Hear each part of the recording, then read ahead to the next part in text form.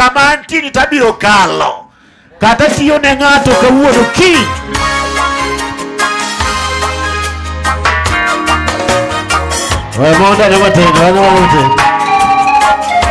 Amen. Koro kawa homo wedi to ini olo ni an gadiera. Wachana ni an gadiera. Wach matek ni an gadiera. Ting luti malo kama wach ni an gadiera. Amen. Ako losane space mar miel malong. Adwa ni binya kaka. Adwa ni miel ne Nyasaye ka chunyi ler, ka chunyi longo, ka chunyi ni kare gi Ruoth. Songa songa machiegni. All right. Amen.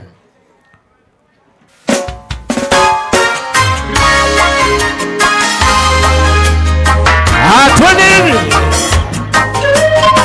Biar segala-gala maduong dan Ruothwa.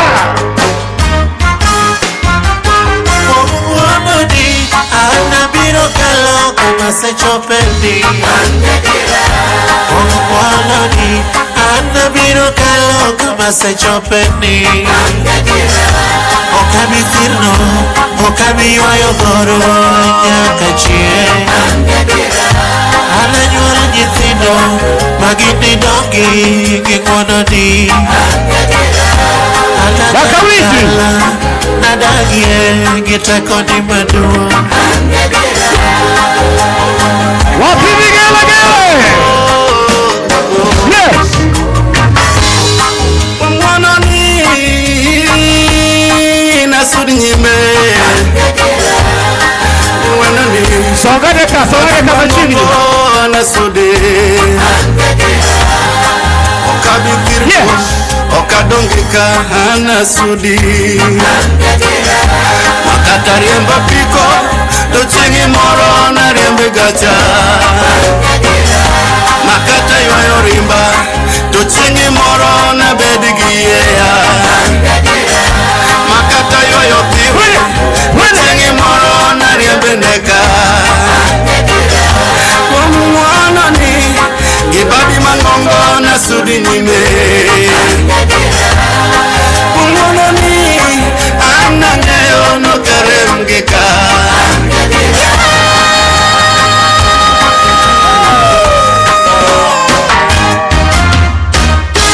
Abiro chamulembe pano tokano na jamaloyangwe. Anabiro chamulembe mosano iko na jomotimo kinda. Amano. Mosano diruia abiro sudo nyime. Abiro sudo. Wapi vigelegele? Nabiro kakamina angeliera nabiro ndeno. Kayeso makobada nasudo nyime abiro daketeko. Karuto makobada nasudo nyime anabiro ndeno mono.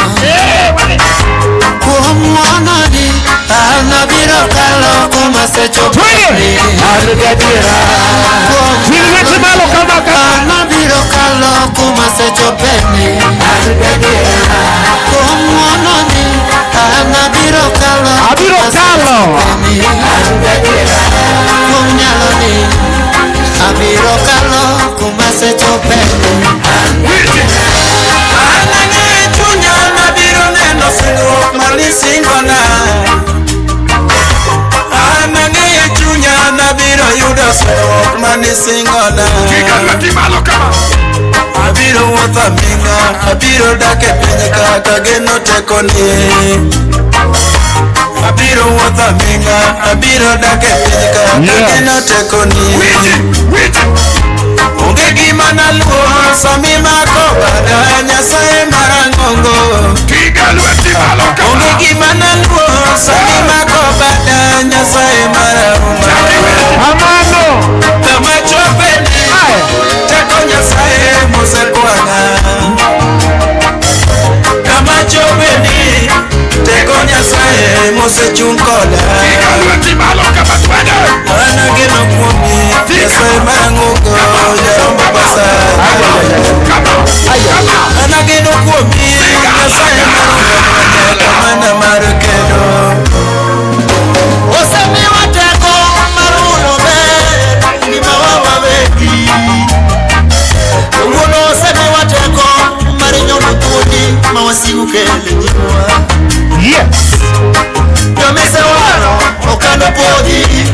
joma wasigu chike nyimgi. Abiro kalo yembe gaiti madongo makwang loka kocha. Abiro kalo yuagruok gi muodona majochiende gelo okano yude gimana. Abiro winjo maber kaka nisingona manuel kapod angima. Kawuono ng'eli gangla moselosi majochiende kona. An jaloch, an gi teko anyalo timo duto. Yeso kuom ng'wononi omiya chopo ka. Moselosi mano yuda kapod angima. Weche mosewachi ni ruchi niluoka bed maler. Ngima ana bed mangima. Ngima ber e korna abiro sudo nyime. Abiro chamo mwandu maloso gi tekona ruoth kapod angima. Tige madi mano Yesu kama kama anabiro ka sigala malagaya. Bila yo kukuomoni anabiro kalo kuma sechopeni. Kama sechopeni tabiro kalo gi tekoni maduong'. Makata gipika tabiro pomo gi lweti ruoth. Kata pesa onge wono nokonya na pomo gi teko. Kama wuora nochope abiro kalo gi tekoni maduong'. Kama nyuola nadoremie abiro pomo gi tekoni Yesu. Gigo madene lekna abiro chope maonge madong'. Katuchumira abiro kalo gi tekoni maduong'. Kama chopeni abiro kalo gi teko Nyasaye. Mononi an abiro kalo kama sechopeni. Okabife okabire mwana nokonya. Okabife okabire mwana nokonya. Kendo Okabife okabire mwana nokonya. wapi vigelegele na shangwe? Kuna ng'ama ni buti ni Nyasacha ni koda.